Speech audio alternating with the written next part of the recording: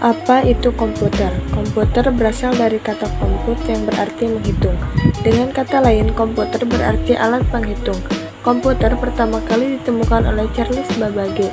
Kecerdasan logika matematikanya yang sangat spesial membuatnya mampu menciptakan sebuah mesin yang disebut dengan nama Analytical Engine pada tahun 1882.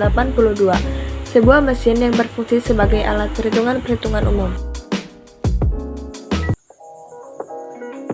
Perangkat komputer yang pertama ternyata dikembangkan untuk desain pesawat dan peluru kembali. Komputer generasi pertama ini digagas oleh Konrad Zuse, seorang insinyur asal Jerman. Komputer ini menggunakan tabung hampa udara sebagai sirkuit dan drum magnetik untuk memori.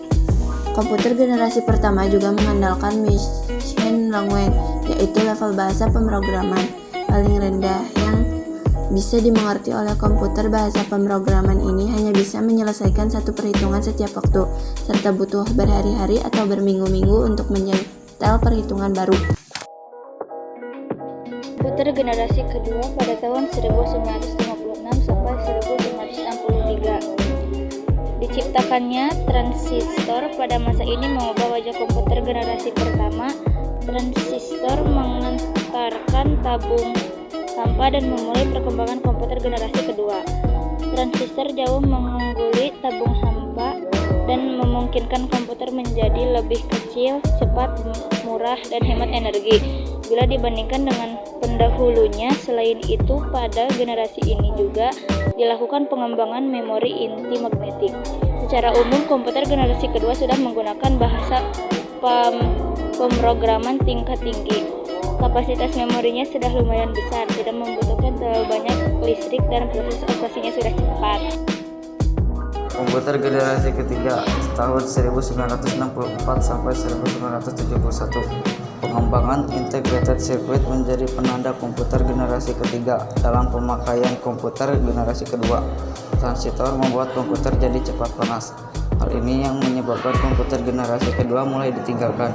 Kemudian pada tahun 1958, Jack Billy menciptakan integrated circuit chip atau IC. IC ini merupakan kepingan kecil yang mampu menampung banyak komponen menjadi satu. Jadi komputer pada generasi ketiga menjadi lebih kecil, cepat, dan murah. Pada masa ini memungkinkan juga untuk dipasarkan ke khalayak umum. Komputer generasi keempat sejak 1971 sampai sekarang.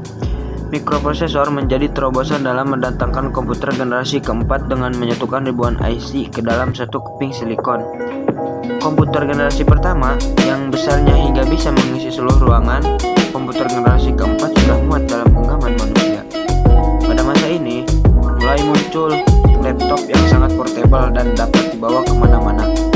Seiring komputer-komputer kecil ini menguat, mereka dapat dihubungkan untuk membentuk jaringan yang pada akhirnya mengawali perkembangan internet.